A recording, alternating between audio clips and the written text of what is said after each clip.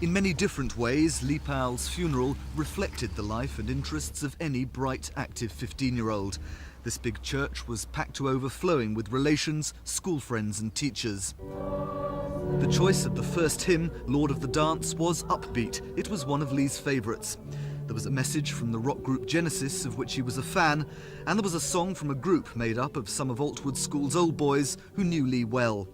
Reverend Roy Clark, a friend of the family, described Lee as a super kid, a proper boy who looked like an angel but was full of mischief. His death was a terrible tragedy, but his family, Mother Wendy, Father Mike and Sister Becky, could take some comfort from knowing Lee was a cheerful, happy young chap with a fantastic number of friends. Many of those were present today, young faces, bewildered and grief-stricken by the enormity of it all. Now Lee's family can at least take the first steps to rebuild their shattered lives.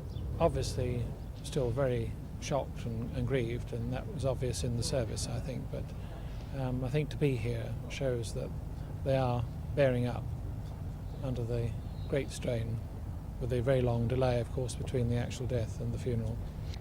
Among the mourners, Brian Lee, the leader of the school party to Austria. He and other members of staff have already made written reports of the incident, and Berkshire County Council will hold a full inquiry when the inquests are over.